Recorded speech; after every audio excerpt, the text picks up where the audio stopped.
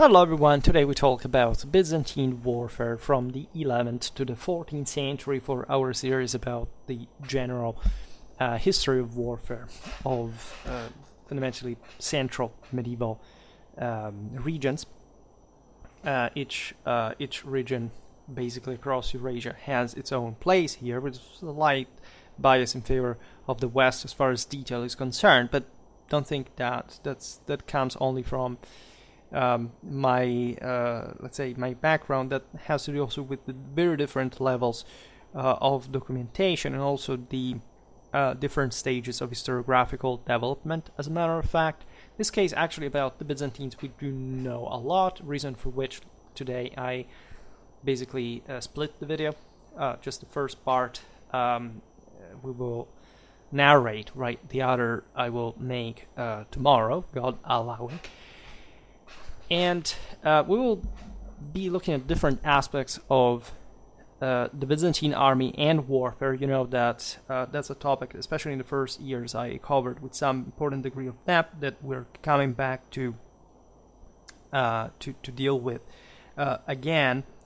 So this serves just again as an introduction, but you already find, especially units, general, tactical, strategically themed videos that really fit this today's topic. There is, in fact, one major turning point, as you know, in 1071. That is the Battle of Manzikert, which I'm sorry to say that is one of the only two topics that I lost during my videos re-upload of a couple of years ago, right? I have everything of the more than 1,900 videos that I made so far. I re-uploaded several hundreds of them back in the day, but I lost the one on Manzikert, and I remember the other one I lost. So we'll remake actually a video on it. It was one of the most watched videos, by the way. But I should have re-uploaded anyway. And more or less what happened at the time. I will describe this better in some manualistic Byzantine history video. So today we'll not specifically digress on the implication of this, but there are some concepts surrounding the battle that are important, and specifically the fact that the Byzantine military system that was defeated by the Seljuks in 1071, and that consequently failed to contain the Turkic advance in Anatolia, was essentially the same army, right? The same warfare that had a century before actually won Constantinople the military dominance in the Levant, right? And so had been as a formula, particularly successful. I made videos about 10th century Byzantine history that notoriously sees a great re-expansion in the east, in the west, right? And because of an army that really kicked ass, you can compare to the Ottonian one in terms of effectiveness. There is the reactivation of the imperial universal territorial power, right? So one has to explain the collapse, right? First of all, battles are, the result of many different contingencies that surely have to do a lot with the background, the previous background from which these forces stemmed from.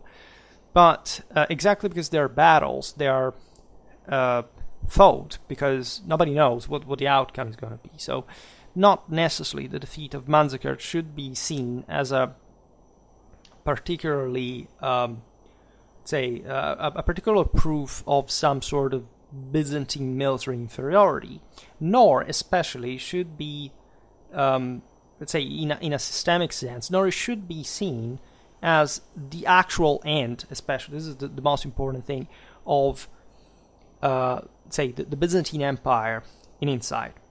Right, a century afterwards, yes, you have Myriokephalon is yet another defeat, but it's also something much more blurred historically, and we will discuss it at some point.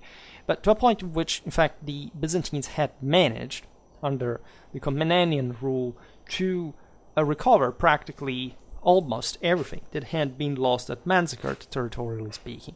And even after Myriokephalon, in the same mess that followed, at some point the Turks had to evacuate Iconium, the capital of the most important Anatolian Sultanate, etc. So whatever happened was messed up, right? But Myriokephalon was hardly a Byzantine victory, but telling you the truth, we do not practically even know what happened, aside from some sort of very stylistic, literary, and in this typically Byzantine, say, descriptions that unfortunately prevent us, differently from Manzikert,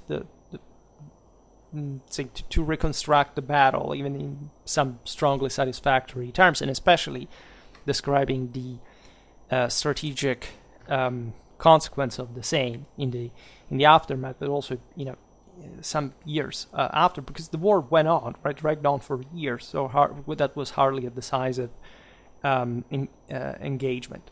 It was an ambush, by the way. But there are similarities with Manzikert, right, so I don't want to be too unbalanced, but again, we will see all these things in other videos. Now, so what did change, right, from the 10th to the 11th century? Is there some noticeable problem there? Well, generally speaking, historiography highlights that the quality, training, morale, leadership, composition, and also numerical strength of the Byzantine armies had evolved, right? And to make the long story short, the reason why this would have happened is essentially the collapse of the traditional peasant soldiery that had essentially constituted the backbone of the Byzantine forces throughout the early High Middle Ages up to that point, and the increased, first of all, this blow that could not just be neglectable historically or militarily, but rather the gradual privatization of the system that, albeit bringing the Byzantine warfare, let's say, towards a closer in general to Western warfare, to feudal warfare, was yet nor, say, the previous one, nor the latter, and thus, debatably, right, it suffered of specific deficits and or say lost opportunities. It was mostly a political problem, right? The 11th century was eventually a moment of crisis. Yes, the century opened with millennium opened, as a matter of fact, with Basil II, with a bit the peak of that reaffirmation of Byzantine power. But then there are generations of instability until the Komnenians, at some point, I made a video about that, had to literally save the empire from major threats. For example, the Siculo-Norman one, way more threatening and dangerous than the same Seljuk one. So everything should be considered, of course, in the overall balance of the empire, not just, Manzikert per se, because that's evidently not the case. Now, characterized by a great emphasis on fortification, a lack of iron, right? The Byzantine Empire didn't have a whole lot of mineral resources, and consequently a relative poverty in weapons, in absolute terms. The Byzantine army, and we're talking about the early Middle Ages, had been rather strongly influenced by the Turkic avars that had flourished, as we know, between the 6th and the 8th century. They had also besieged Constantinople. The Theodosian wolves had, up to that point, always fulfilled their duty, right? So there is the Byzantine military culture that we're looking at today is the one truly reshaped after the moment of greatest crisis in the empire's history, right after the loss literally of a half of the territory because of the Arab, Slavic Longobardi invasions, and more. And at this point, you have, of course, a great part of what would have become the foundation of the later system, of the medieval system, strengthened for the sake, literally, of the empire's survival. When you do this, right, and you're basically on the defensive, you're leaving the initiative to the enemy, and as a consequence, this will come to pressure you in unprecedented ways and to hybridize even more with influences from his side. The Avars that we made some videos on, but still have to come to go look a bit better in detail, had been surely influencing dramatically Byzantine warfare, right? These peoples from the Eurasian steppes were also one or maybe even the most Chinese influenced of Europe's early medieval nomadic invaders, right? And Constantinople, for obvious political and territorial reasons, had always to cope essentially with these different avalanches of nomads from the steppes that couldn't quite even be tracked, right, and or expected. The only certainty there is that behind one group there was another, and that they would have not ended. So it was better to turn them against one another than trying simply to defend passively and taking the entire hit. Those centuries, I'm really starting from early in time, so we get to the point with a bit of background, right, for the 11th century, had seen had witnessed the development of a decentralized system, right, of political and military administration of the empire. The system had, in part, also privatized already, surely from antiquity. The system was more private than before, not quite as from especially the Komnenian times onwards, right? But part of this process had entailed the establishment of the themes, that is to say, some military districts, each with its own local army, right? Then essentially a broader levy could be assembled to have really a major field army led by the emperor with a greater control of the more advanced lands fundamentally in the Aegean coastland, were also the same, say Aegean, but also the Bosphorus waters were in fact the same capital, and the most important centers of the empire had remained fundamentally, of course, unthreatened. They had been threatened, but say secure, right? Because they could be the Byzantines had fundamentally within that Greek lake the upper hand. Doesn't matter how insidious the Saracens had been, etc. They could replenish, resupply the cities from the sea with their fleet, and generally speaking, Constantinople worked as a sort of cornerstone to avoid any sort of collapse of the entire system, right? There is a process of deurbanization to some degree. Only Thessaloniki basically is a true city after Constantinople in the empire, right? And you have the cities sacked at some point, so it's that messed up. But as long as Constantinople stands, right, you can essentially exert this massive deterrent, control, influence on the entire surrounding regions, right? Because that's across Europe, Asia, the Aegean, Black Sea, etc.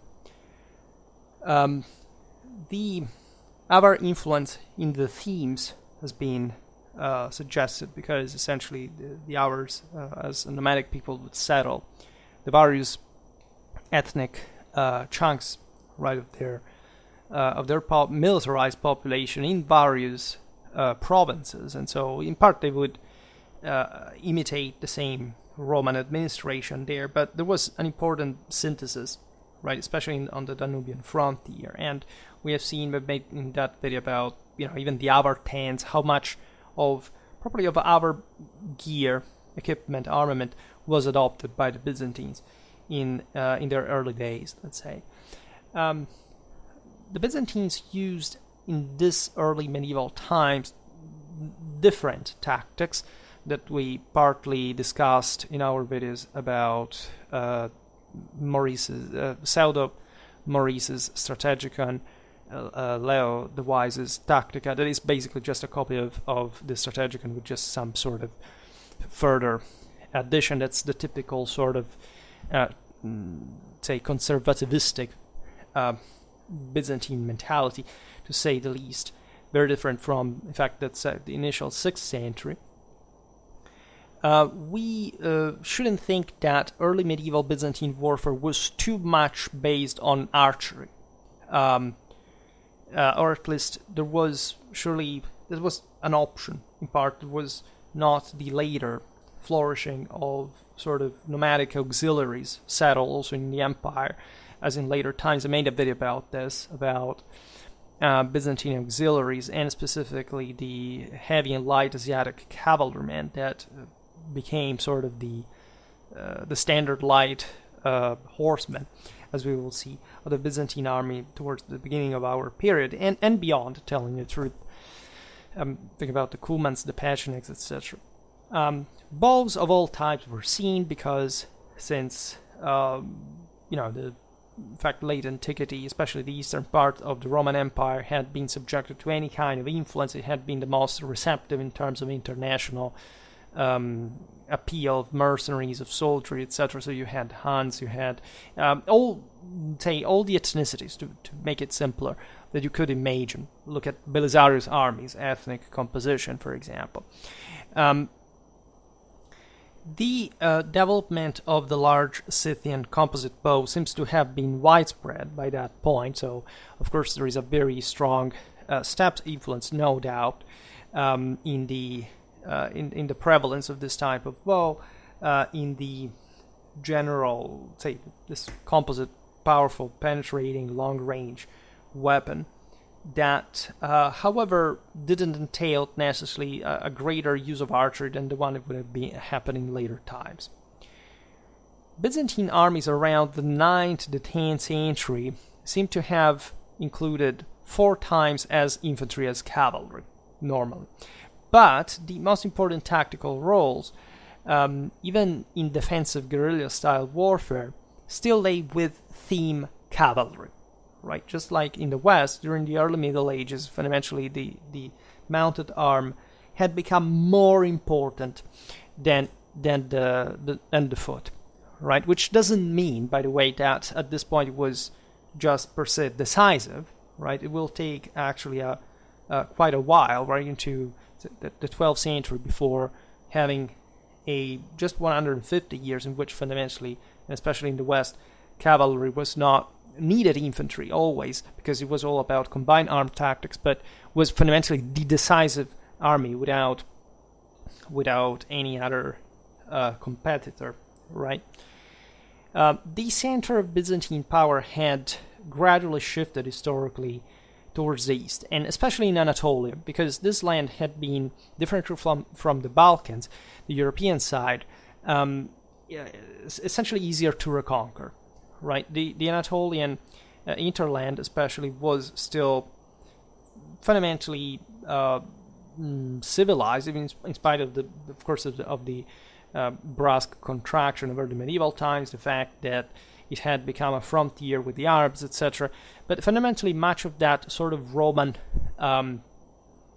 Hellenistic, and also Arab-Persian influence base. In fact, the Arabs, mostly drawing from the same Romans and Persians themselves, had allowed, during the process of pushing back against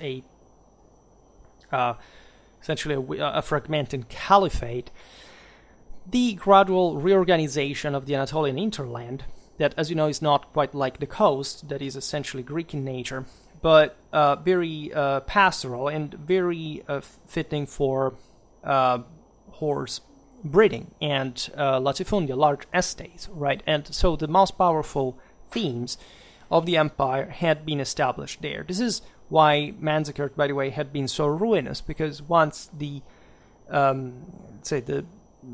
Turks managed to break through, and they hadn't been really, the only ones doing this. Telling the truth, it had already been from at least a good century that many peoples coming from different areas, from Caucasus, from the Rus, from other parts in the Middle East, had began to enter, right, the frontier. But of course, after Manzikert, you have properly the Seljuks of Arslan breaking the dam, right, and at that point, literally changing the Anatolian interland landscape, right. The Byzantines had maintained hydraulic systems, irrigation,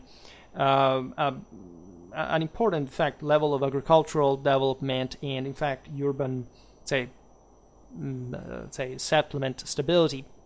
With the Turks, this area gets desertified.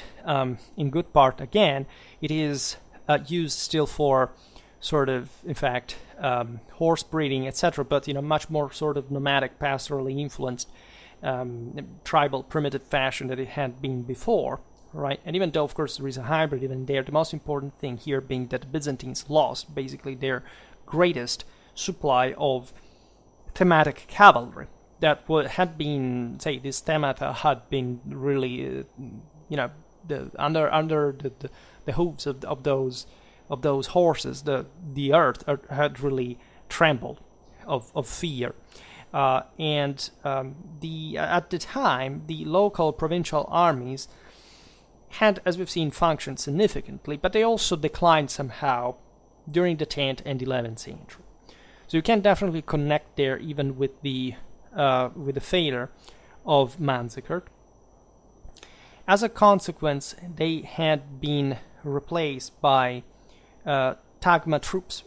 So these were regulars that fundamentally would have just depended on more on a more professional and sort of permanent backbone. In these centuries, Constantinople had, in order to avoid usurpations by the thematic provincial armies, had created literally a Constantinopolitan army on its own, right? That entailed also some of the greatest military developments of the time, including the Nicephorian cataphracts. It also made one of my earliest videos on as we will see now, probably the idea that this cavalry had to be so heavy that literally there couldn't be a people that could match that in open field, in spite of this enormous cost. In a way, it was probably even exaggerated, right?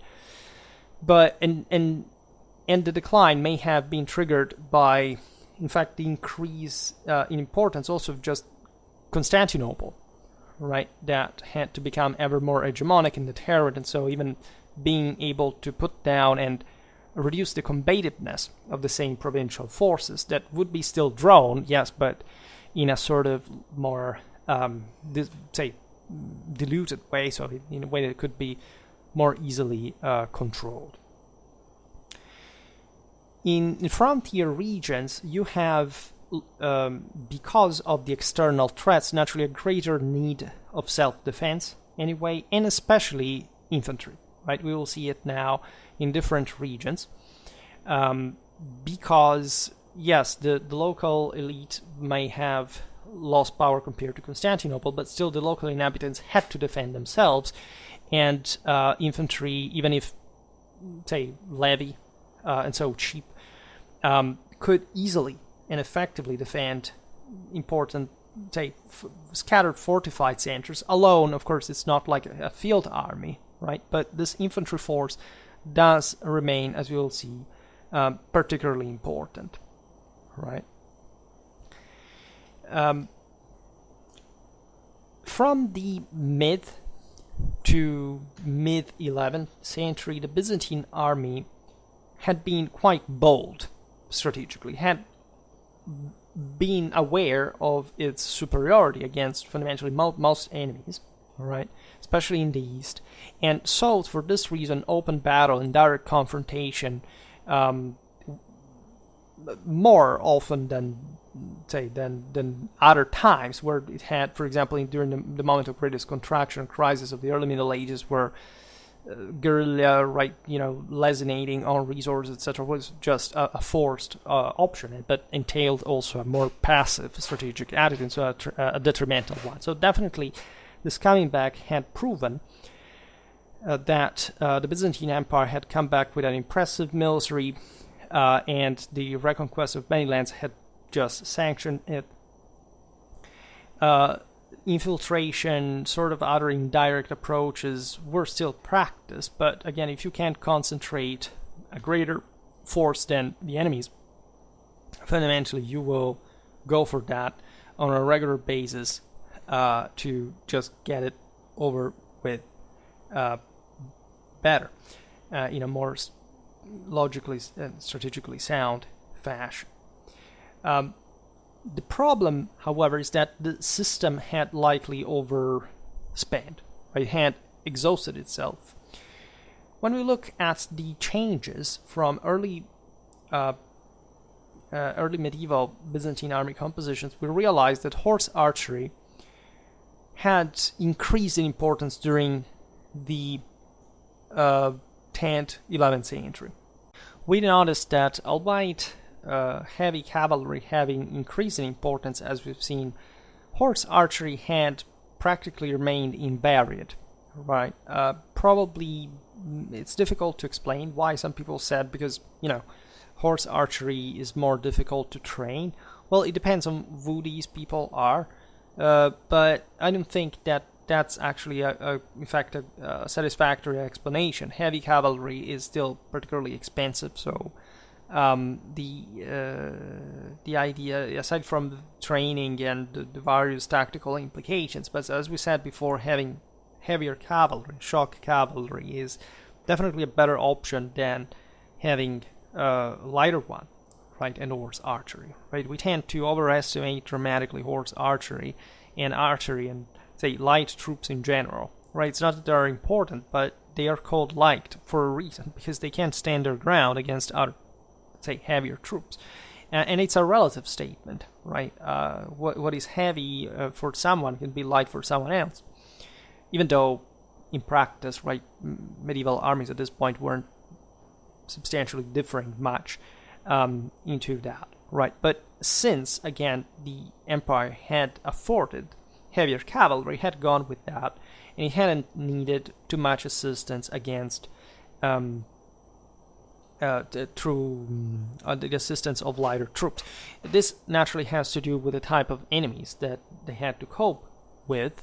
Surely there were nomadic forces spreading all around, but it's fair to say that until Seljuk times and the time of the Pechenegs, etc., still Constantinople was, had witnessed also a different degree of nomadic outpour on its frontiers, right? And so, as they would have still adopted those particular tactics had they been effective at the moment. But remember that the Byzantine philosophy up to this point had been from the migration era to, yes, still hiring mercenaries from foreign lands, but still making the best use of their resources to actually train their own soldiers in basically any kind of tactical task that you could think. Naturally, the majority of that would revolve against sort of around lighter roles, right? But the idea is that there had to be local Byzantine subjects that were trained to do that. If you look at the time of training of late Roman armies, had increased actually from previous times because there were more specialties. And until the empire had remained sort of on the defensive, it had also to obviously rely mostly on local conscripts that had to cope more or less with the on au pair, right, on the same ground with the specialties of these various barbarian populations, right? When you look at the say a typical, say, mid-11th century Byzantine army, you realize that there is heavy cavalry, heavy infantry, some of course screening light infantry, but basically gets down to this, right? There is surely an important Western influence already from this time. Let's remember that the Constantinopolitan armories really had some of the top military technology available at the time. The Nicephorian period, especially the 10th to 11th century, has right a great care for this massive and insultingly expensive assets that, as long as they lasted until even the early Komnenian era, they surely served their purpose, and surely proving the mastodontic Constantinopolitan base of power just per se. But there is surely at this time already the meeting with the Western European miles or knight. And it's a complex topic because when you realize in the 10th century the spread of the drop-shaped shield, this kind of designs, you realize that they were essentially appearing more or less everywhere at the same time. This is still the Viking era, as we will see now. It's full of Varangians that bring even from northwestern Europe, like this enormous arc that was drawn, and that would go far into even up to the Caspian Sea or beyond. Their own sort of gear specialties and so on, and as backwards as they were, we made a video about the Scandinavian, also the English and Welsh warfare more or less of the time. You realize that still let's say there are some specific characteristics, especially in heaviness of the standard horseman, or at least the heavy one that say the Byzantines could have this ultra heavy cataphract, right? Which the Westerns didn't have. But on average, right, the rest of Byzantine cavalry was lighter, right? Because the Byzantine Empire was not a feudal state, right? That was the pronoia, that was something similar, just like the Iktas in Islamic world, but nothing of the degree of privatization of Western Europe.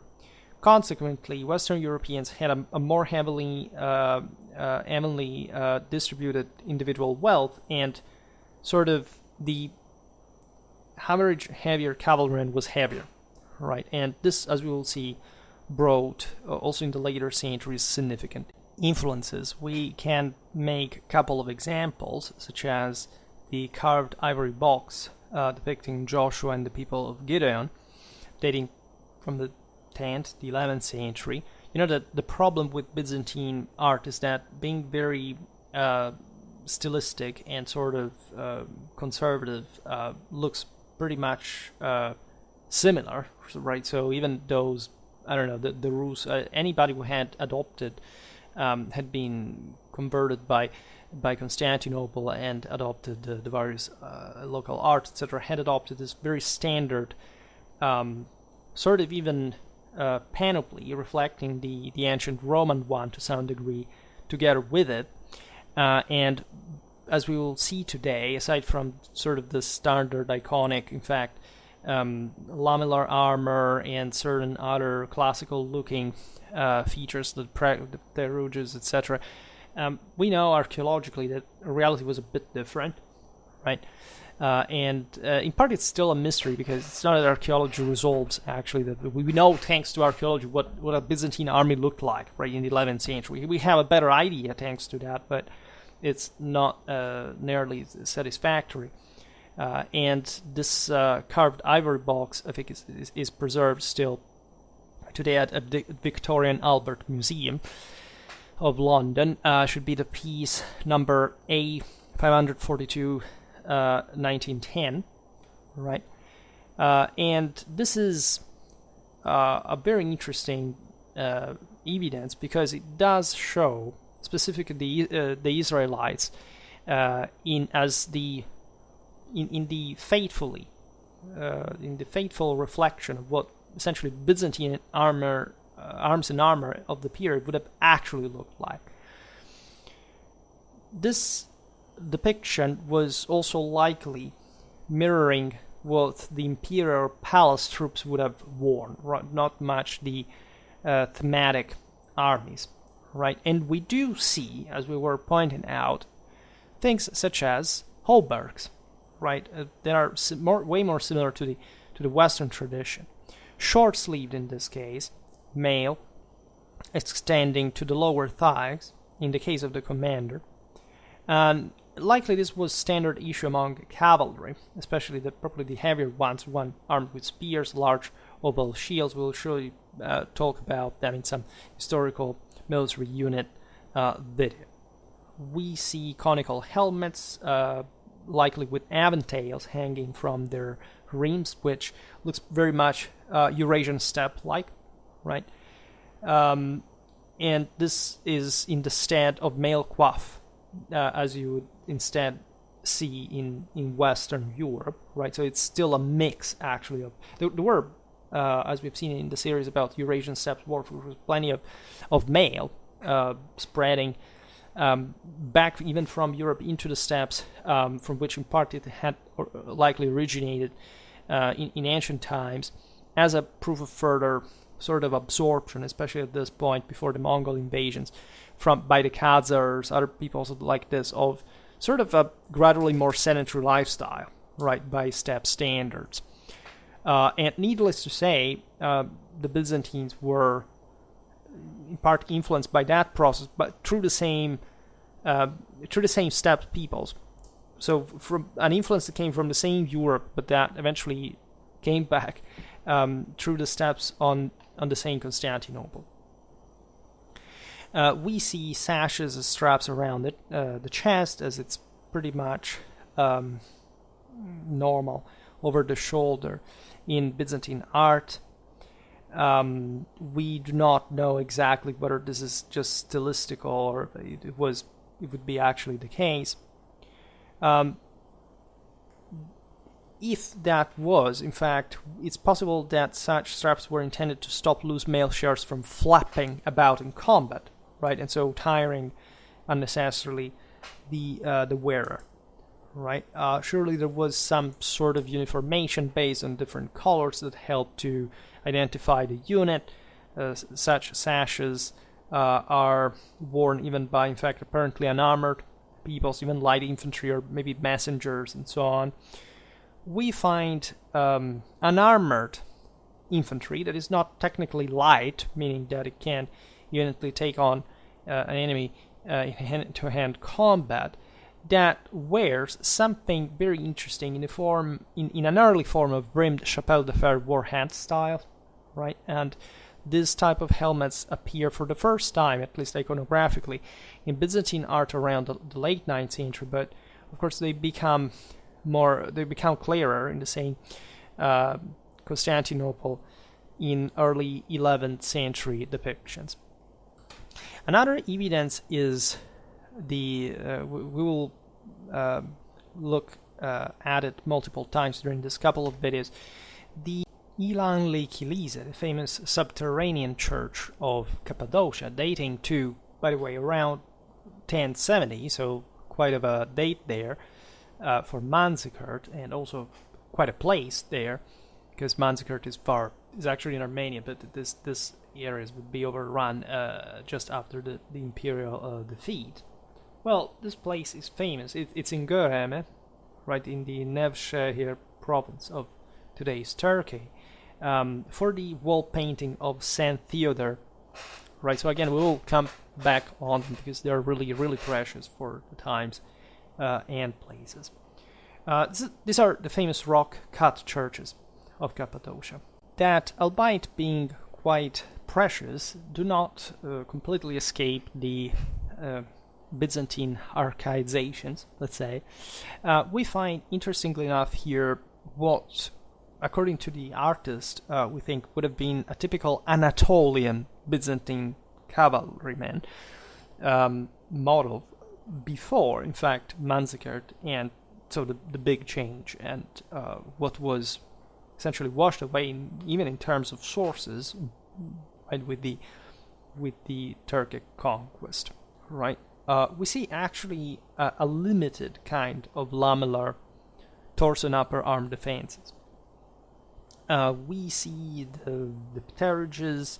It's not clear exactly here whether we're looking at a metal or sort of organic material like leather, fabric, etc. We do know that by the 10th, 11th century, especially for the heaviest cavalry, there were even that this was the ultra maximum 3 layers of metal armor, like something like mail armor plus even padded armor. That was the ultra heavy cavalry ever existed, basically, and it that's also a reason why this is actually not the case, because it was so expensive that just Constantinople actually had that cataphract force.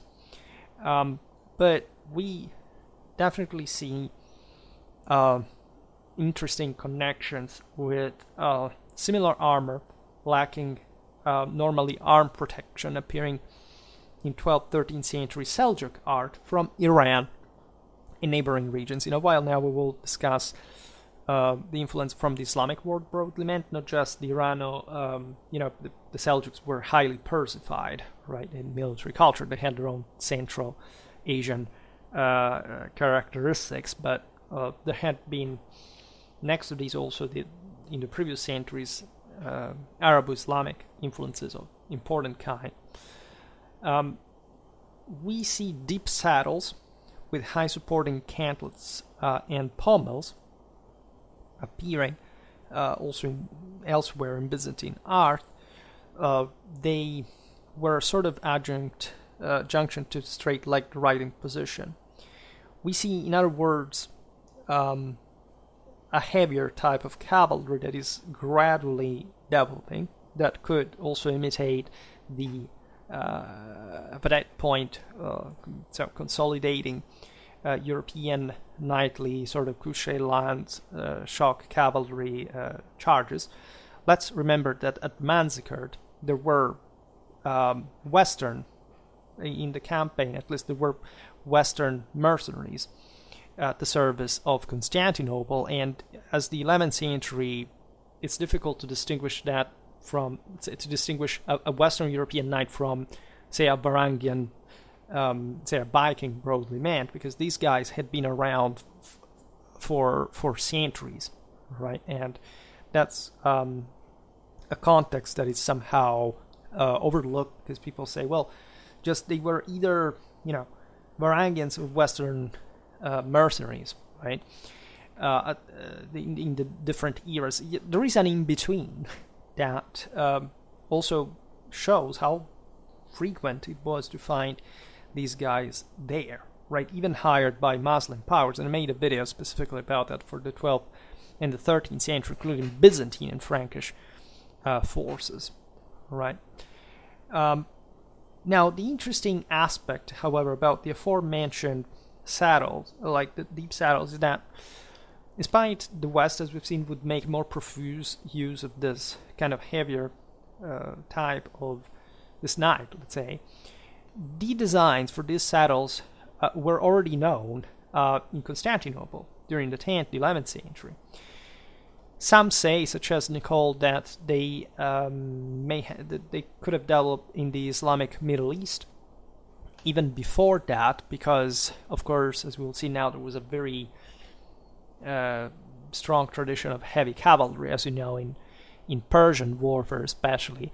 I'm skeptical regarding the simple, let's say, yes, we know these designs were, even if they are documentable through this chronology, of course we have to think about that, but the reason why they would spread is because there would be a type of cavalry that needed that, and that's not a technological precondition, that's a political and social, and then military precondition that eventually requires this technology, but could have also developed it on its own. Like, it's just like the kite-shaped shield that we were talking about before. Thus, indeed, from especially the early Middle Ages, the Byzantine heavily armored cavalrymen had been surely as partially developed, right, on the basis of military influence from the pre-Islamic Iran, right, essentially Sasanian Persia. What we see during the 10th, 11th century is a bit all over Europe and even beyond, because there is a feudalization, definitely the same Seljuk Sultanate after its immediate disintegration, by the way, a strengthening, right, of cavalry, and as a consequence also of all those technologies, gears, etc., that would sort of adapt its use. Horse archery, at this point, we are in fact mid-11th century, starts increasing in importance, and there is a very specific reason for that. Imagine again Manzikert obliterating the Anatolian interland recruitment pool of Constantinople. Big impact on the system, which invariably contracts, especially in terms of public culture. The Komnenians kick in; they basically abandon for good the project of sort of trying to reinforce the peasant soldiery, right, of the ancient, say, Byzantine system, and they are forced to rely on a much more privatized system. The pronoia was already there, it's sort of quasi-feudal system, and the empire also shrinks. It concentrates on Constantinople, and as a consequence of this privatization, it's much easier, quicker, also because monetary economy is developing fast in this century, to hire for the lighter troops these practically infinite swarms of horse archers coming from the Pontic steppe that become a bit like the standard ally slash auxiliary slash mercenary troops of the imperial army. These are non-Byzantines, usually Turks in practice, and as such they are organized in fact into separate units that however display again this increase, even just quantitatively, because they could be found in large numbers and at a relatively cheap price, right? Mounted archery that at this point becomes fundamentally a constant in Byzantine armies that become ever more private and eventually feudal in nature, especially starting from the 13th century. Not entirely always as the Westerners, but right in similar ways, and we will see, especially in the next video, the greatest influence along that pattern especially of course in the 13th, in the 14th century. Concentrating on Eastern influence, we can look at different evidence from previous centuries as well, right? There is an interesting helmet from the Ozana Castle, where this is preserved at the National Museum of Bulgaria, Kazanlik, that really displays some Arab Islamic features, especially the one-piece helmet structure known as the baida, or egg in Arabic, in type and shape. We're not entirely sure here, because especially as early as, say, the 9th century, this is, I don't know, the peak of the Abbasid Caliphate, etc. There's a lot of stuff going around, and again, lots of movements among, say, in the north and the east of Constantinople. But this type of helmet could also represent a Byzantine prototype of what would later become the Western European bassinet. This is a thing that has been circulating. We've seen it also for Spanish warfare that were at different times in the Mediterranean, some designs that eventually would have become more typical of this case, the 14th century, right? It's likely also that this location here in the Balkans was suited to please the Bulgarian tastes in some way. Remember, there was always a very strong connection through the lower Danube with Bulgaria, with Hungary, and the, say, Middle Eastern military technology. This is because that was a branch of the steppes of the Silk Route that essentially arrived through there, and some peoples had maintained through their migrations, especially the Magyars, some important contacts with the especially the Middle Eastern world, right? But really, designs, troops themselves circulated. There is a wall painting in one of the Cappadocian subterranean churches, the dovecote one of Tsar Bushin, right? Showing different. These are wall paintings with the Emperor John Zimiscus, some martyrs, etc. In any case, we can look at lamellar cuirass type worn by these characters that we think were properly acritae. That is to say, some essentially proto-feudal castellans defending the frontier, around which, as we'll see now, lots of legions began to revolve in a sort of chivalric knightly sense. And these guys, say at least in the color of the painting, displays brown color for the lamellar armor, which could have been in this sense cuir bouilli, so ardent leather in construction. There is an infantryman with mail shows on his legs. Then his scale or lamellar, because it's not even entirely clear, cuirass appears to be split at the abdomen, right? And given that there is between the two parts of the cuirass some gray color, we could think that this guy was a pretty heavy one,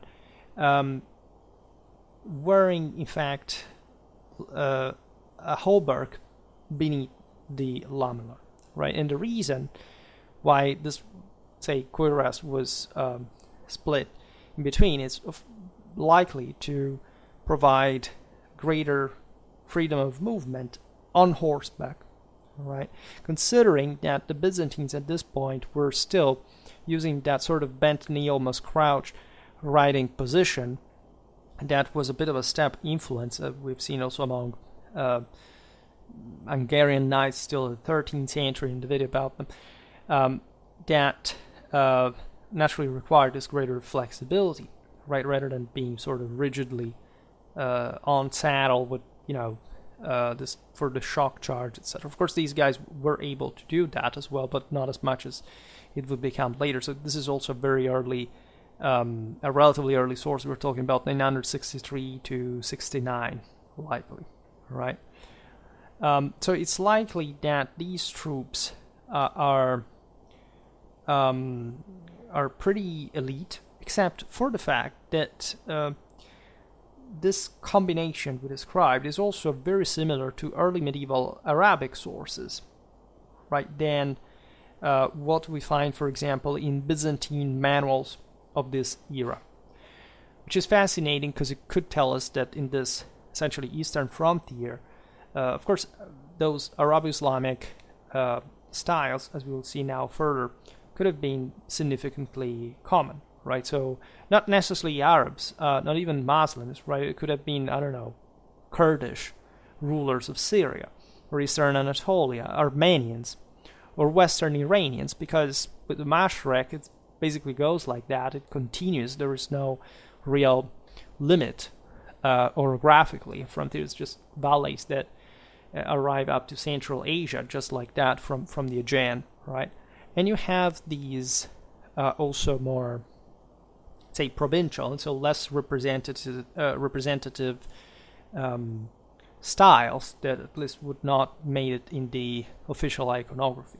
A very meaningful hint of Arabic influence is the spear depicted of a collar in a style that is definitely displaying a bamboo or cane shaft, and this was the traditional weapon of the Arab warrior back in the day, right?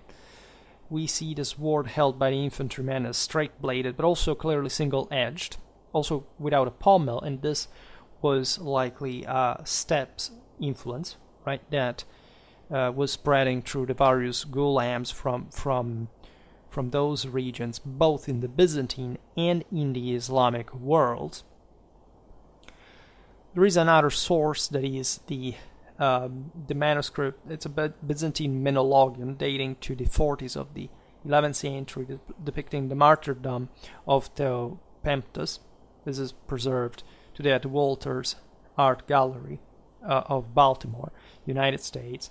It's the code W521. This scene is depicted in the recto of the folio 25, and it shows very clearly a broad-bladed, round-ended, and non-tapering sword. Right? You know that this particular type of blade basically is typical of the least, of the less armored, especially Mediterranean, southern Mediterranean areas, right, where there was less feudalism compared to Europe, and so more to chop rather than to thrust into to try to unhinge, like as forcing the armor, right? And it's typical of the early Islamic Arabic forms before the very strong Turco-Iranian influence that would arrive, in fact, in a few decades in the region with the Seljuk invasions, right?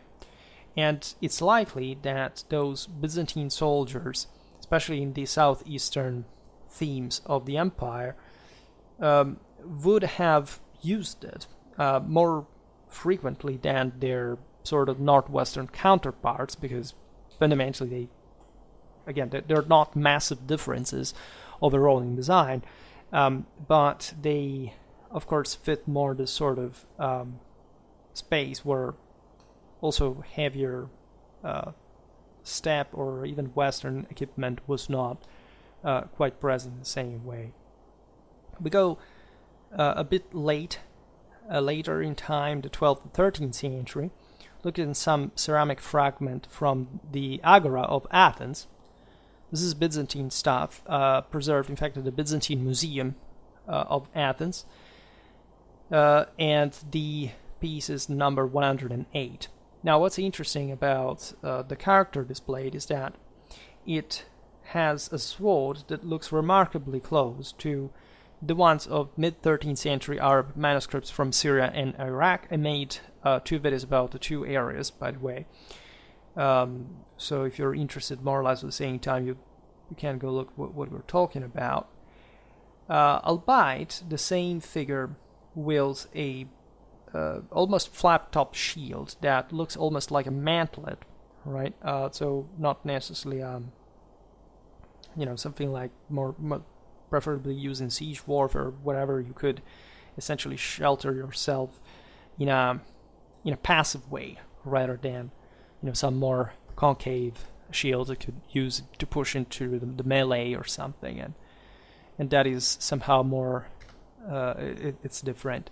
Naturally, these influences could arrive also from a closer outer world and also sanitary one. For example, we have the carvings of an ivory horn from Jac Bereni in Hungary, and so given we don't know how to date it, because the present whereabouts are unknown actually, and the 9th to 12th century seems to be the most likely dating. But you understand that this is because of also the sort of the Byzantine style that makes it more standardized and difficult to date in that regard. Well, we see some little, say, in these little carvings, figures carrying straight swords, bows of simple wooden construction in this case, so not quite the composite one typical of Constantinople, spears, small held bucklers,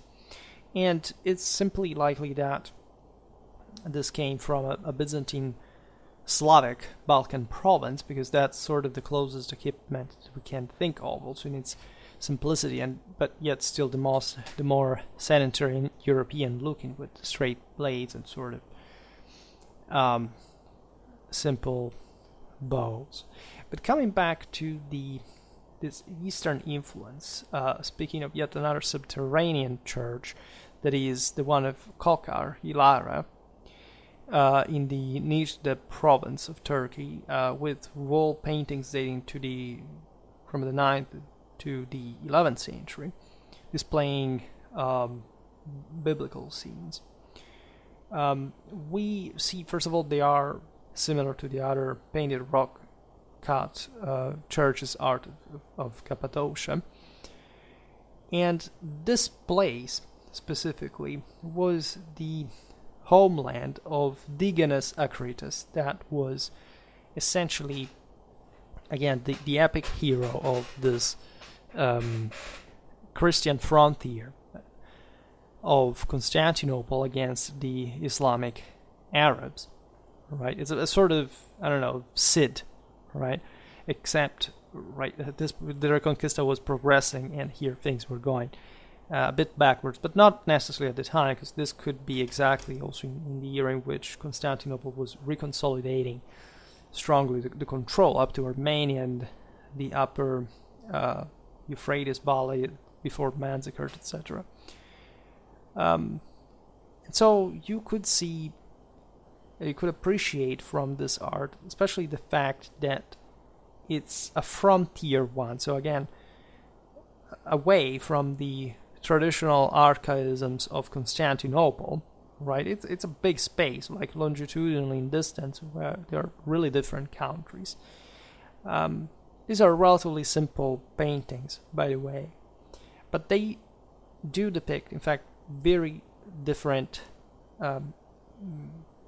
images from the ones we would see from Constantinople, right? And the interesting aspect is also that there is, paradoxically, even more of a Western European Romanesque influence in this art than the Constantinopolitan one. Meaning what? As we've seen, Westerners roamed around, right? And Western Europe was growing fast.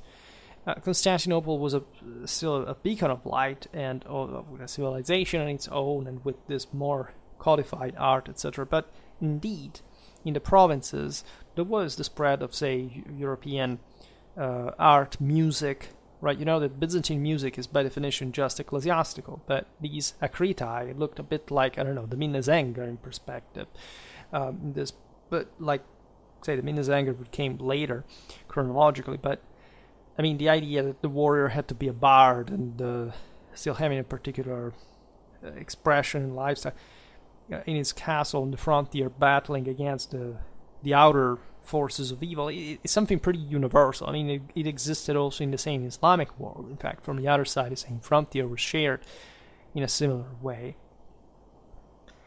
We see definitely, in fact, 9th to 10th century Islamic art influence in such figures. We could appreciate also a late 11th century Armenian one, because we don't know, remember, which century, to which century this pictures date. So it's still relatively a matter of interpretation. We find a mix of curved and straight daggers, a kind of small war axe, war hammer, which is something a bit more mashrek or even step-like. But the Byzantines had received that unitly as well. I talked about it in that video about bludgeoning weapons, by the way.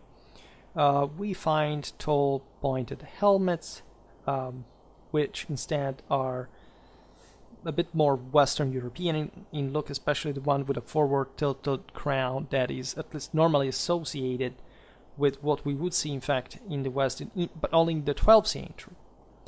So, again, iconography doesn't necessarily represent the reality of the time, but the fact that certain designs pop up here and there, even in different times from the ones they are eventually more generalized, and it is quite fascinating.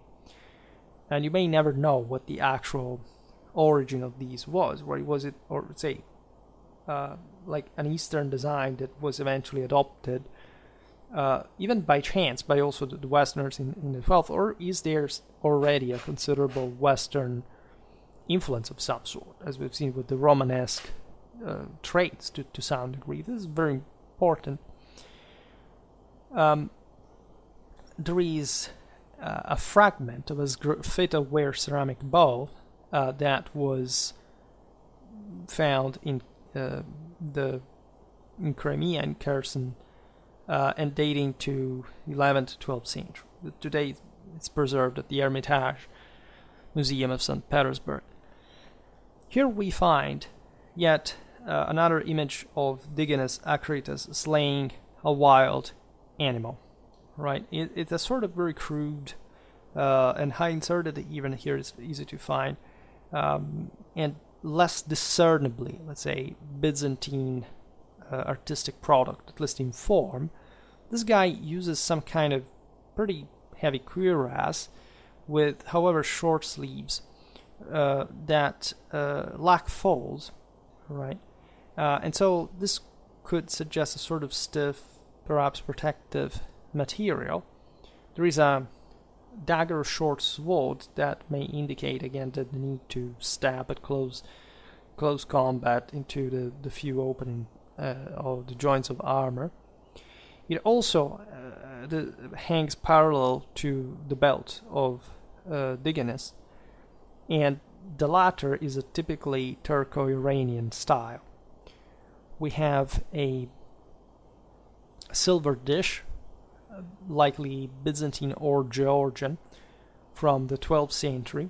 It was present at the Basilius collection. I don't know where it went now,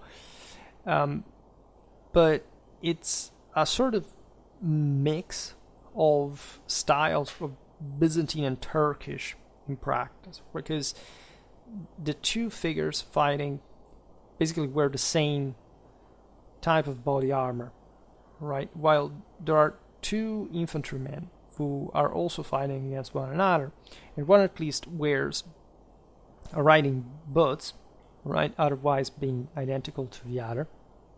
The second figure has, however, a stylized tiraz band around his upper arm, and this was typical of the Islamic ruling elite that would use this as a sort of distinguishing device with embroidered dedicatory inscriptions over the band, right? And so this would be likely, because there is no explanation, no legend, let's say, for the art there, representing an Islamic guy. Going to the opposite ends of the empire, a very important space is covered by the southern Italian Byzantine militias, right? Because urban militia forces had always been important, as we've seen, for probably the defense of the Byzantine themes historically. And of course, the Mediterranean had historically been heavily urbanized, and with the early Middle Ages, there is a lot of decline. But overall, there is also, in fact, a great continuity and a lot of infrastructure, a lot probably of stone fortifications dating from Roman times, or with also reinforcements and so on. In southern Italy is definitely one of the most intensely urbanized areas, to say the least, except it had undergone, as we will see now, a specific decline, which is the same reason why eventually it would be taken over by the Normans later on, right?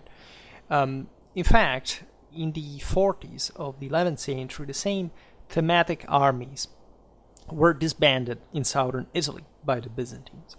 We don't have time to digress on how this area was sort of shaped, with basically a Lombard interland and a Greek or Greek-influenced coastal line, with, however, still basically an Italic background encompassing the wall. Remember, the Byzantines are concentrated on the coasts historically, right? And it's urban culture that remains Greek, whereas in southern Italy, whereas the interland is Latin, right? But the sort of giving up that the Byzantines do at this point is meaningful, because at some point because of their internal crisis, etc., they had to bail out of such distant frontier. leaving the local communities a bit on their own. So what does happen is that these were essentially still Byzantine militias. If anything, because they had been under Byzantine control at some point, they were in part hoping somebody to still keep them there, right, in a sort of decentralized situation, but not conquered by this super concentrated state that the Normans would establish later on. So much so that these militias first resist the Norman invaders, right? And then, because the Normans were not just in and out, I remember this was perhaps one of my first questions at university, and I said, against whom did the Normans came to fight in southern Italy? And I answered, well, against the Byzantines, right? Of course, I didn't flash in my mind immediately that it would have been the Saracens, because the Normans had not been called specifically to fight the Saracens. They had, first of all, already been there as sort of contractors to escort the Christian pilgrims to the Holy Land from the southern Italian ports, but mostly they had to get rid, in order to conquer these important portual cities of southern Italy against, in fact, the Byzantine world, right? And the Byzantine Empire would become, as we've seen, their greater foe, right? And they even threatened to destroy it earlier than the Crusaders did in 1204. We find a lot of encapsulation in this southern Italian context, so with many towers, high walls at Similia, right? And this does not necessarily mean that the local militias were particularly enterprising, right? We see in here a sort of defensive, conservative mentality, but it doesn't mean that these militias, for their defensive task, were bad anyway, all right?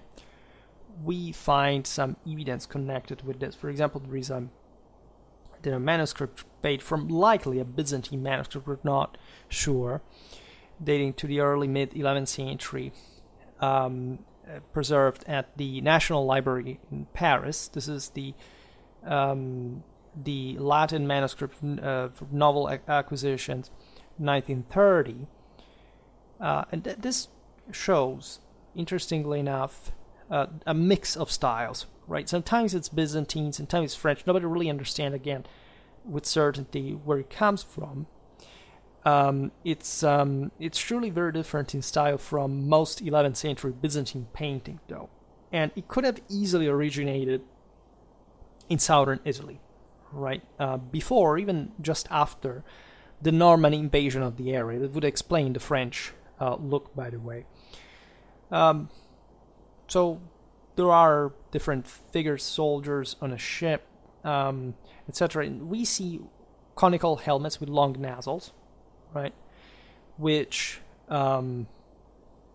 display also a male hand neck protection. And if this is Italy, these are probably coif, right, rather than aventails, which is a more Eastern thing. They're wearing hauberks that are full length, just like in the Western European style, except their shields have round bases, which may be still a sort of transitional stage from the oval to the, say, even migration era forms to the kite-shaped one, migration Viking era shapes to the kite-shaped ones. It's worth noticing. Then we have, at the Pierpont Morgan Library of New York, manuscript 397, displaying the Vita et Fabule. This is for sure a Byzantine manuscript coming from southern Italy.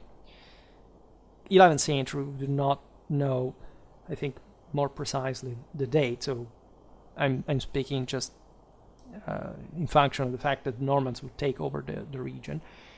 And there are some, say, let's skip the subject just per se, but definitely this stuff was made in the Byzantine Catapanate of Italy, right? So we can be sure that this is likely before the Norman conquest, right? At least there are certain specific styles, even not just in the iconography, but in the palaiography of it, right? The characters, etc. And the guys depicted here have pretty stylized archaic armor of the Byzantine kind, except also a hauberk, which is instead normally Western European. It has long sleeves, rolled back. This is somehow unusual for the 11th century. A similar decline on the Byzantine grip over urban militias on the frontier is evident in Armenia, in eastern and southeastern Anatolia.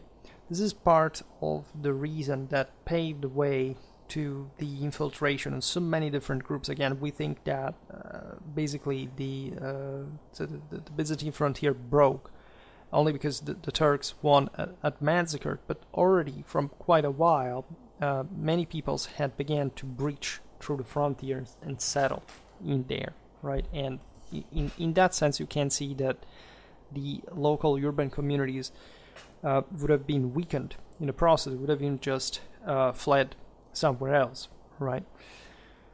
In this process,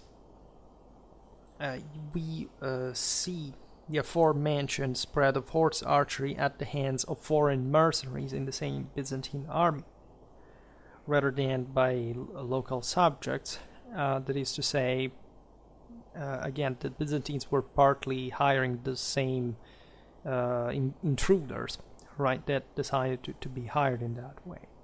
Byzantine archers fundamentally remained as defenders of the local fortifications. They were numerous but small, all scattered in the frontier, and alone they couldn't simply oppose themselves to, in fact, eventually the victory, let's say, of a major field army like at Manzikert, right? But it seems that the philosophy, the strategy of these communities had been, just also because there weren't many other options, defending, entrenching themselves into the fortified settlements, and just trying to minimize losses within your own ranks, so essentially having this missile capacity to keep the enemy hopefully away at bay, but not going out there anymore, also because the Byzantine capacities to wage war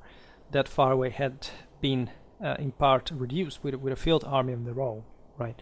So that's what militias had to do. Generally speaking, as we were saying before, the world was privatizing, was feudalizing in many ways, and so this sort of urban culture was already somewhat anachronistic in this area, right? That had not maintained a particular urban prosperity, differently from some areas of Western Europe that were, yes, very feudal in outlook, but also had very important cities and powerful autonomous ones.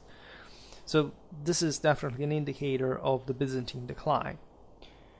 And there is no doubt that eventually the collapse post-Manzikert had to do with also the tenderness, right, the softness of these defenses. This situation could even be saved after Manzikert if a civil war had not broken out the same Constantinople, so to leave Anatolia open to Turkish invasion and colonization, right? That's really what crippled the empire. Of course, it had been a heavy blow, but there was still a capacity to contain the effects of that. So nothing just deterministically, that's the end of the Byzantine Empire, none of that.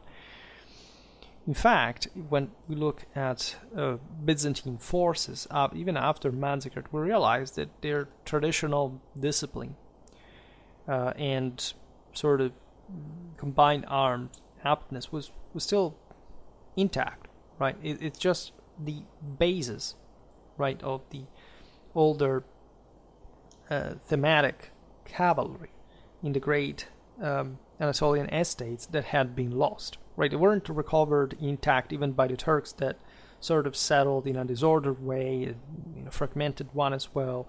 So they couldn't fully exploit the system, and they ruined it for themselves.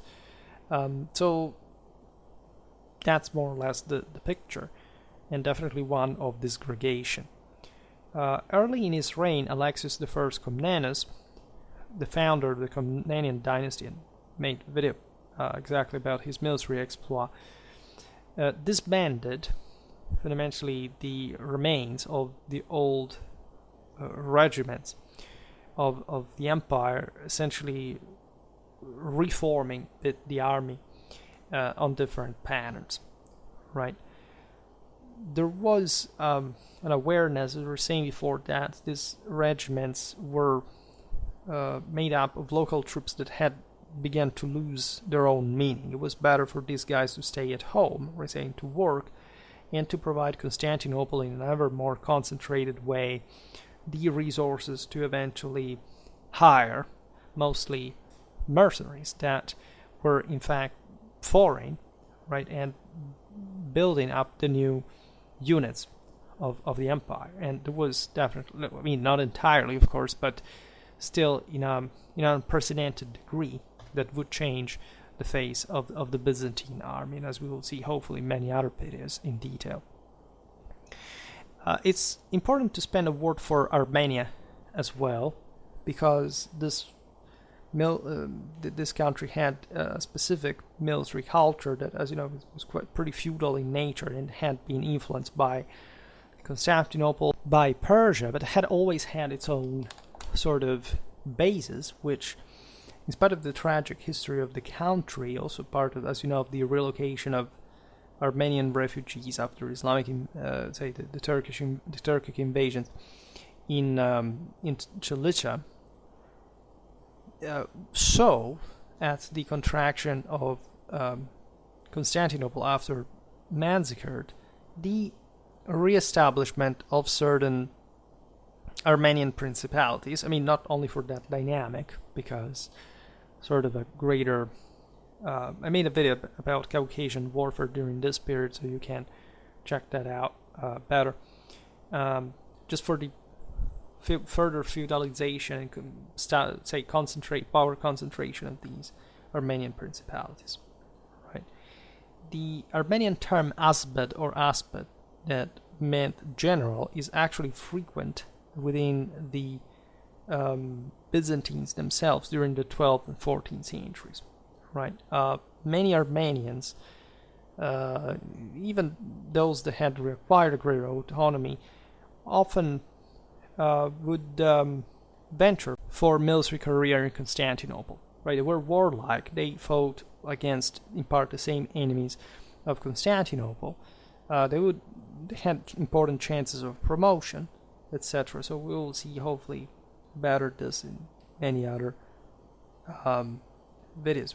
We see an important amount of Armenian senior military positions covered already from the 11th to the 12th centuries by the Armenians in the Byzantine army. Their importance, however, would decline at some point.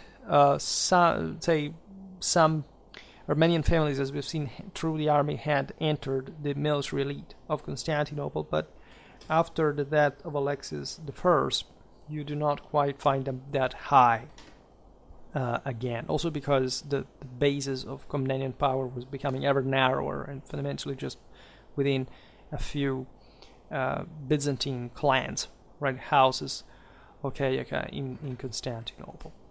But speaking of the evidence of Armenian influence in the Byzantine army, we can look at yet another subterranean church of Cappadocia, the Batin Samanligi one in Belisirma, with wall paintings dating to the mid-late 10th century. Here we find considerable Armenian artistical influence. The costumes of the archers are more conventionally Arab or Byzantine in look. Spearmen have this hooded heavy cloak, right, perhaps of skin, and perhaps over pointed helmets. Armenia had some influence from the Rus, from further north, and it's likely that the sort of heavier feudal component was paired with other sort of lighter subjects, and archery was an important thing in Armenian warfare as well, combined, but with the proximity with the steppes, with with Persia, etc. So this sort of fits the picture. From an illustration in a Byzantine Psalter of David, in a manuscript preserved at the Vatopediou monastery on Mount Athos in Greece, specifically the Codex 731, folio 13 verso, right? We see the weapon wielded by Goliath, a spear, in considerable length, in a blade-like ferrule, right, that makes it look definitely like an infantry pike. Now, the interesting aspect of this is that this double-ended weapon appears occasionally, as we have documented in other videos, in the hands of riders in 13th century metalwork from Armenia or Azerbaijan, that we will see also more in depth. We have even a 15th century manuscript from a place as far as Transoxiana that shows this weapon wielded by both infantrymen and horsemen. There are some reminiscences in the Caucasus of some sort of forks and other, again, sort of pike, other pole arms, right, from very ancient times, the Bronze Age, and there may be some connection. In any case, it seems to pertain mostly to this eastern frontier of Constantinople. Speaking of Western mercenaries, this is a very important topic, right?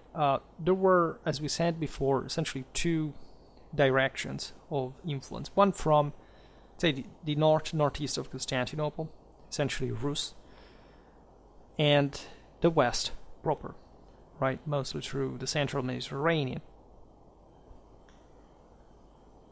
This influence was by far the most important throughout this period, notoriously. Western Europe was expanding dramatically, and it would end up to overrun the same Constantinople.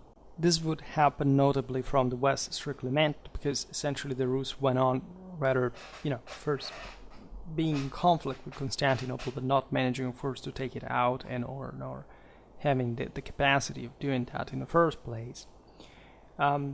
So this the Western presence was also a bit different from the one of, as we've seen, for example, now the Armenians as sort of former subjects in a way.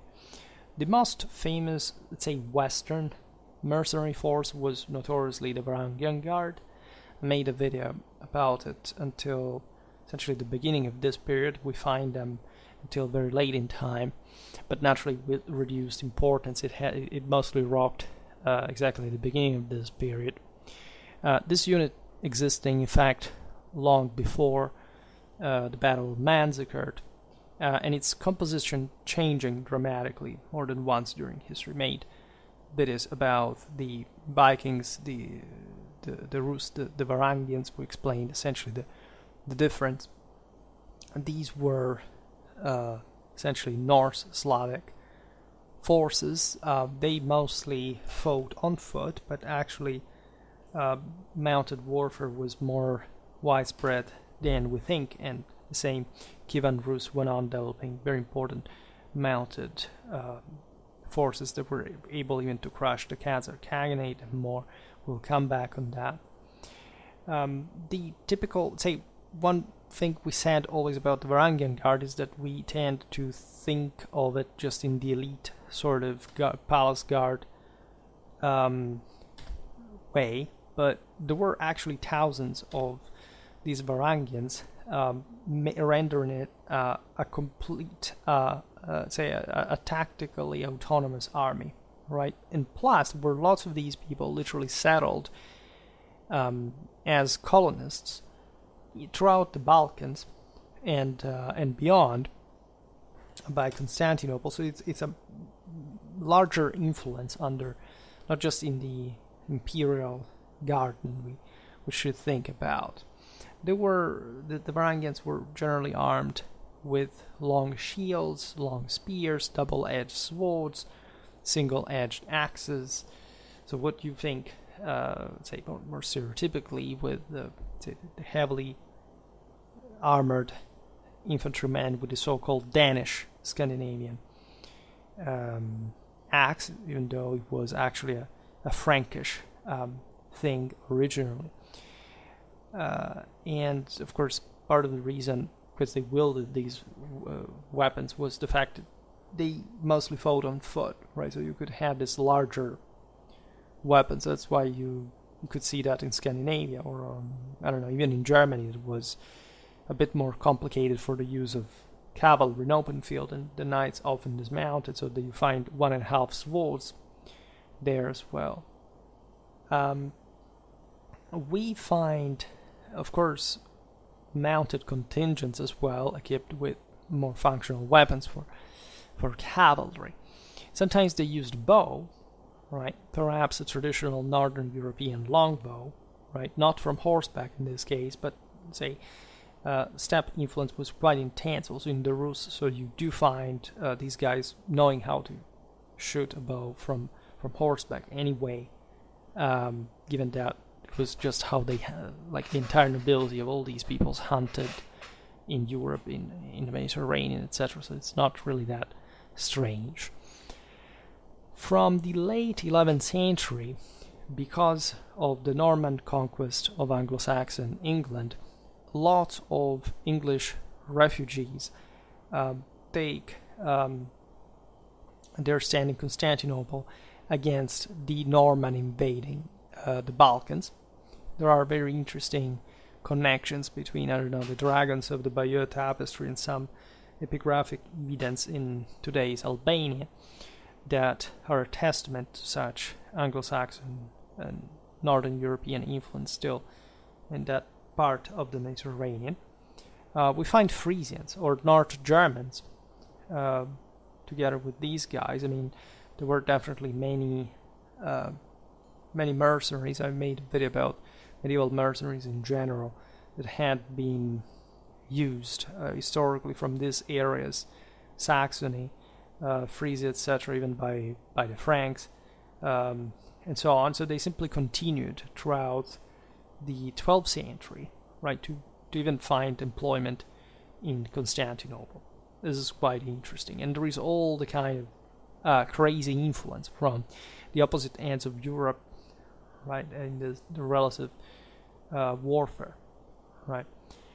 I mean, William the Conqueror was using Byzantine carpenters to build the ship with which he crossed the Channel.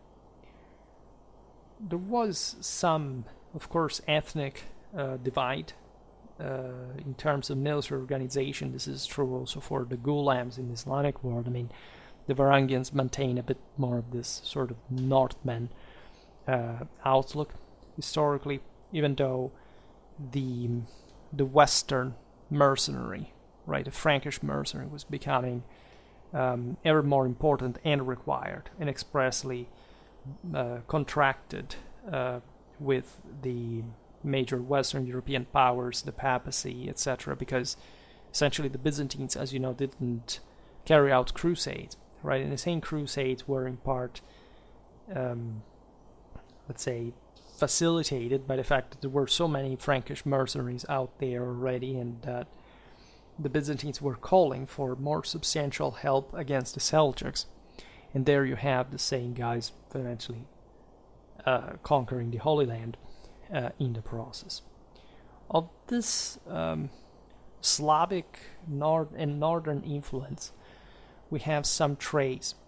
For example, in the helmet from Jasnovo, that is near Stara Zagora, that's preserved today at the National Museum of Kazanlik, Bulgaria. This is the inventory number 200. It dates back to the 9th to 10th century, so it's fairly early in time. It's Viking era.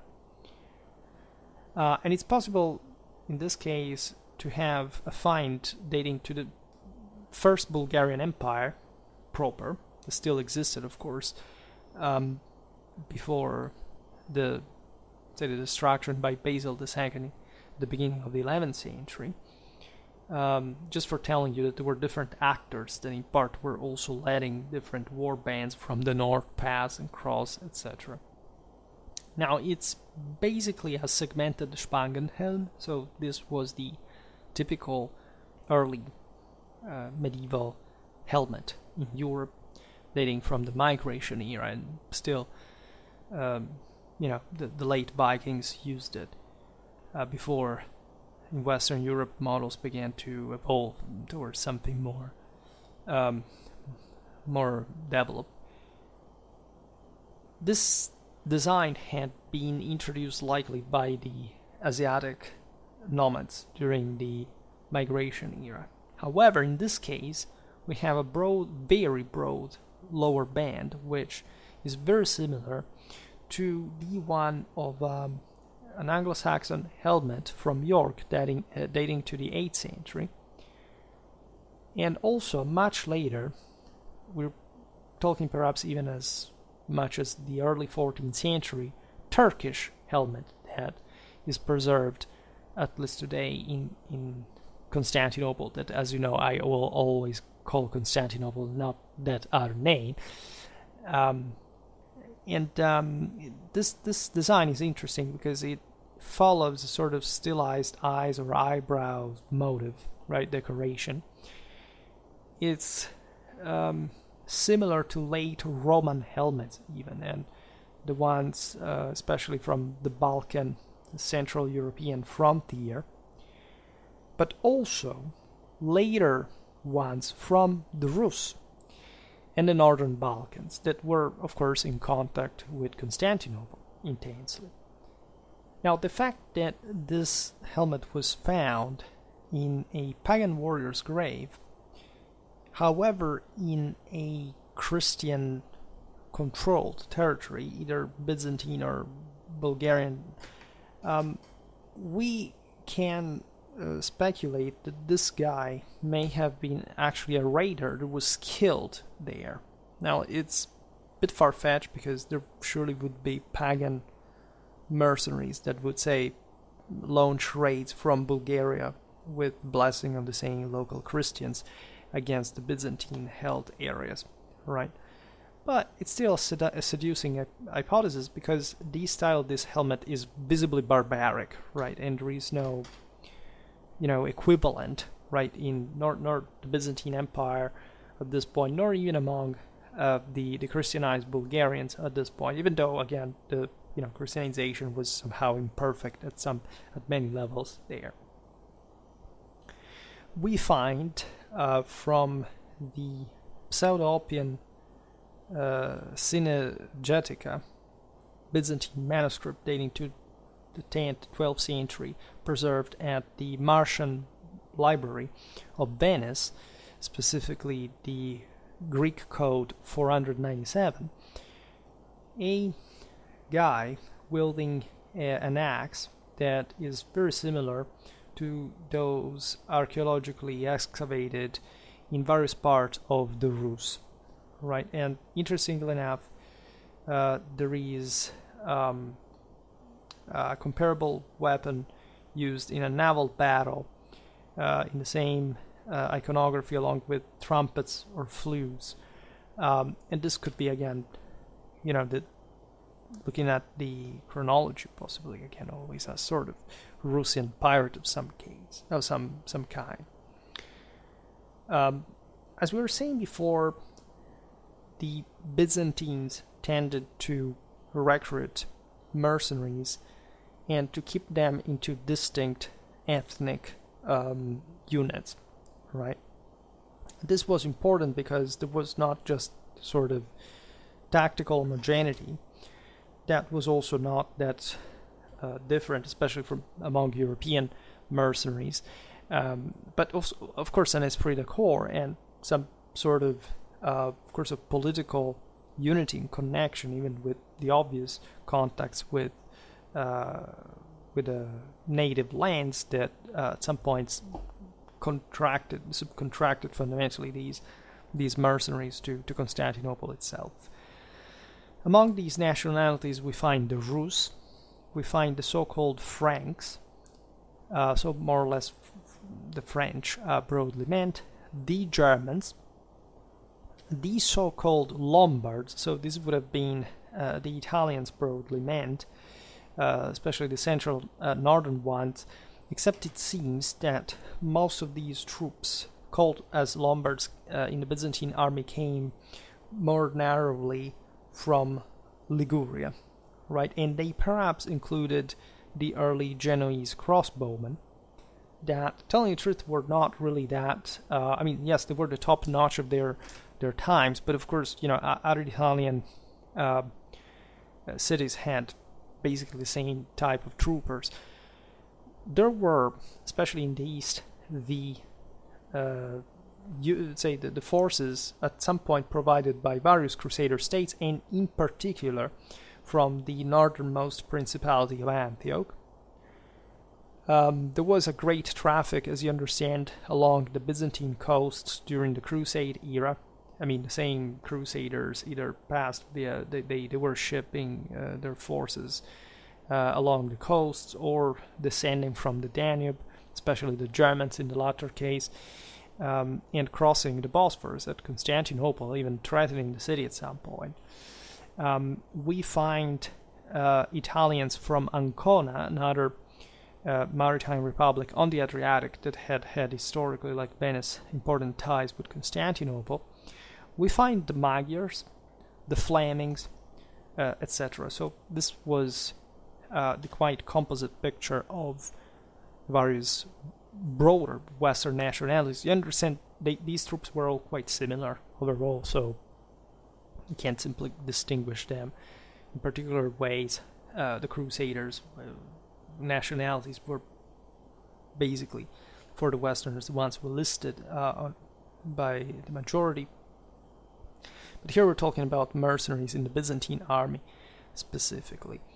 There is evidence of this Western influence, to say the least, that, let's remember, was there even before the Crusades. It's quite important, and the Crusades would have not happened if that had not been the case already, in fact.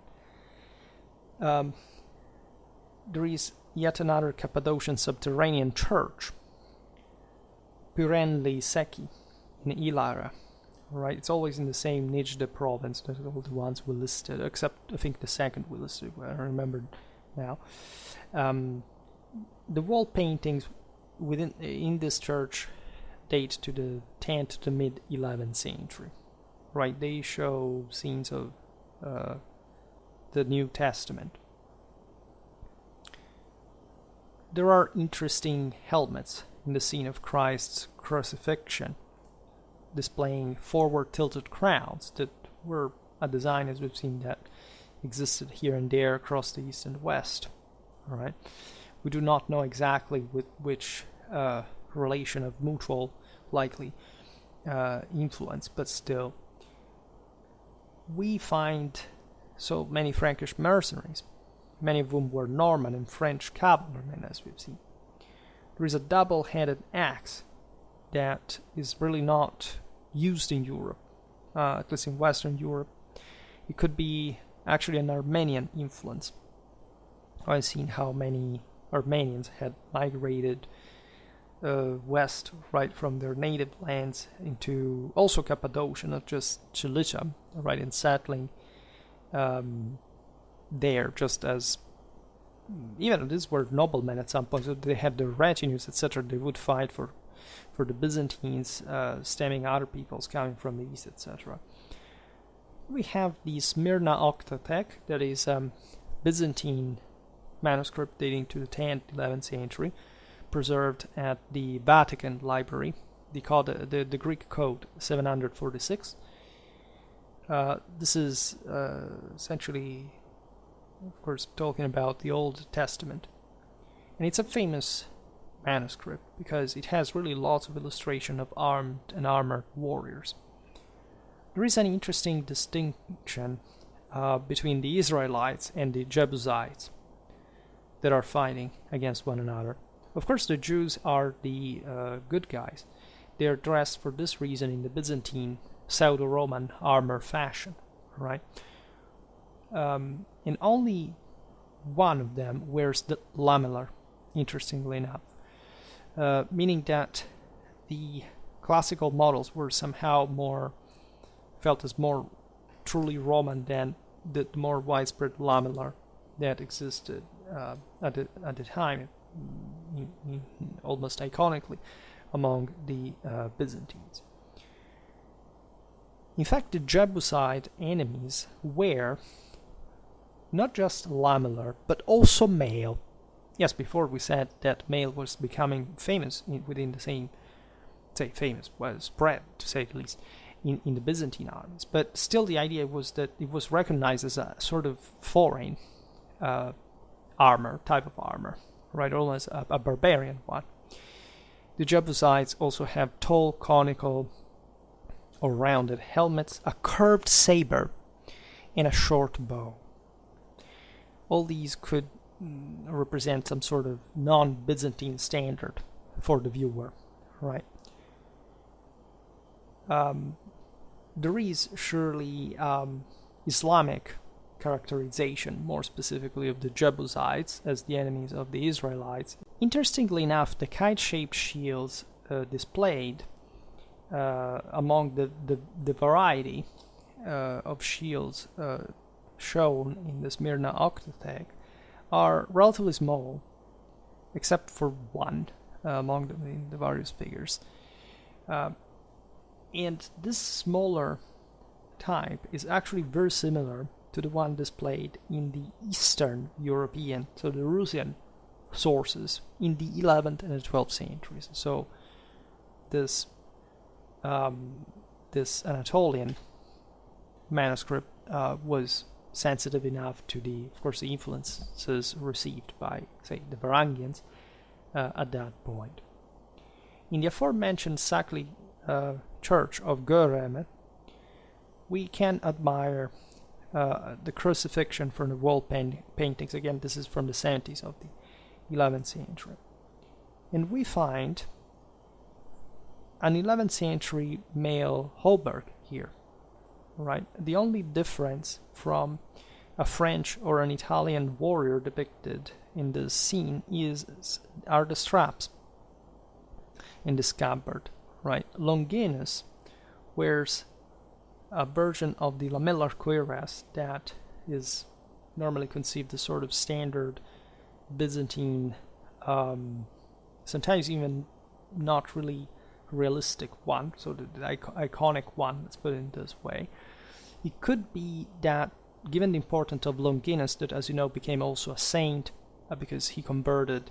He's the guy who stuck the lance in the chest of Christ, all right, and was essentially the blood spurted in his eyes. That he, as he was blind, or I mean, he was not blind, of course, but he was not seeing properly, which is, of course, a metaphor for being blinded by, say, sin, right? Eventually became a saint, etc. So it's a prestigious role. He was a centurion, and so the fact this lamellar is shown, as opposed to the hauberk, that may have been more for the filing rank soldier, in spite of this Western influence, may have represented a ceremonial costume of an imperial officer from the actual 11th century. Constantinople, why not? At the National Library of Paris, in the Greek manuscript 74, folio 5, recto, we find an illustration of the massacre of the innocents. This is a Byzantine manuscript of the 11th century. And one interesting aspect is a kite-shaped cavalry shield that is fundamentally the same type that develops in Western Europe, and that we can't say where did it appeared first, right, between Constantinople and the West. And my opinion is that fundamentally it was being developed just aside from this pretty intense, let's say, number of mercenaries from the north, the west, the east, etc. Was just answering to the specific needs of the various peoples that were using it overall. And so just a reminder that arms and armor are not dramatically different from one another, right? With the decline of the Vikings, it's rather the Normans that take over. You know, there is an important distinction. Many people consider the Normans just as a product of, the purest Scandinavia, but as a matter of fact, many of these people were French, German, Italian. It's a synecdoche, right? They, of course, the word Northern Europeans, so don't get me wrong about that, but mostly when we talk about Normans, we're talking about essentially Western Frankish and de facto French forces, right? From Normandy, but not only.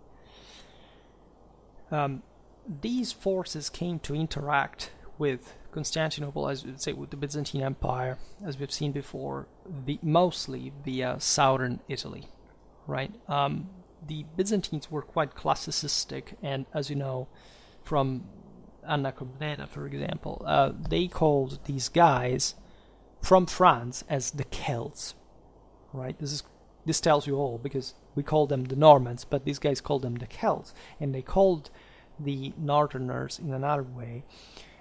So they distinguished the fact that these were the guys in Western Europe, narrowly meant, rather than, say, Northern Europe, right? Because the Byzantine mindset was like this, the Romans were perfect, historically, so if they called those guys Celts, the word had remained stopped to that point, and so, these guys were still Celts, even though they spoke Romance or Germanic, and so, it's bizarre, but it's true. Surely there was some Celt there, so somebody speaking Breton, right, or Welsh or whatever, but, there is no doubt that at the beginning of this period, and then we stop because we have to pass to the later centuries in the other video, but the Normans were the most effective troops among the Byzantine Empire mercenaries, right? They were generally, not always, but distinguishing themselves abundantly for fighting as heavily armored cavalry. We find them also in the role of siege engineers, right? Especially areas from, as we've seen, Italy, as they had been conquered by the Normans, were quite advanced technologically. They would say the Normans were, yes, very much equestrian in nature, but they could have not been so if they had not the complement of massive also engineering capabilities, etc. And we find these guys in massive employment by the mid-11th century. Again, before Manzikert, there had been a former expedition by some guys. I don't remember whether the word Normans or Franks specifically, but what's the difference at this point? Against the Turks. They were knocked out. They wouldn't participate to the battle, at least that we know. But, they were there, and they were also entrusted with very relevant tasks, strategically and tactically. The only thing is that they were considered a bit unruly, right? Anna Komnena and others are pretty vocal about this. That's also what the Arabs talk about, and the Turks, because they were hot-headed, and they had this sense of, say, nobody was really a leader, at least there was a primus inter pares, right? The typically baronial, egalitarian, sense of themselves and competition and so on, because of course by the 11th century even the feudal monarchies were yet to be fully formed with a defined hierarchy, and in fact they even mocked the same Byzantines with this emperor that everybody had to obey, while they were habituated to do in very different ways at home. But in spite of the fact that, the Byzantines and the Arabs said that these Normans were barbarians, they were brutes, and etc., but everybody recognized one thing, that when these guys charged on horseback, they were the most magnificent thing ever seen. They were the strongest cavalrymen, and they demonstrated that during the Crusades, to say the least, and beyond. This was the spirit of the West that was truly reawakening to to a brutally magnificent degree. Naturally, there were different reasons why they were unreliable as well. I mean, some of these guys were literally sent in or had connections with their own leaders at home, that after all they did obey just as much as they did in the Byzantine Empire. I mean, some of them were politically reliable enough. Surely you would have seen even a Norman and an Anglo-Saxon mercenary fighting together in the Byzantine army. We're not overly documented about them. We will surely make videos more specifically about the single nationalities in the Byzantine army, because of course there are sources, right? But we have to be pretty precise to reconstruct what we know. And as you know, the Byzantine world is not that prolific in spontaneous and quantitative and sort of information like about these topics and others. Like in the West, there is already much more evidence, but it's to be appreciated, right? There are some late Byzantine military families of Norman origin, and so there was a general sense also at the time that as a mercenary, especially as an errant knight, as a cadet son of some, I don't know, Norman ruler, you could find, say, your fortune even in a far away place like Constantinople, because these guys were attracted to the great lords that could pay them, that could reward them for their services, right? And it was an incredibly brutal, violent, and short life in many ways, but it was still much better than others. And these guys knew how to fight. They would distinguish themselves. They were considered the most, the most enterprising, say the least. And they could be found around spontaneously. So Constantinople was a great attraction, had a lot of money. Miklagard, also in the eyes of the Scandinavians back in the day, the Great Gate, right? And so it was a hell of a deal to fight for them, and they would to fight for it, and they would find, of course, the right place in the Byzantine ranks. Today we stop here because, as you understand, it's really a lot of stuff. This is just half of the info, and it's just an introduction about the Byzantine warfare. The period was essentially stopped to the 11th century, right? But we will go on and we will look at different other influences and how, especially in the later Middle Ages, this Western influence takes a bit over, but also how much, of course, of distinctively Byzantine remains, together with the influences of other peoples. For today, however, I stop it here. I just hope that you enjoyed this video. If you did, please share it. Otherwise, leave a like or subscribe to my channel if you're interested in my upcoming content. As always, I thank you heartily for listening to me. I wish you a nice time and see you next time.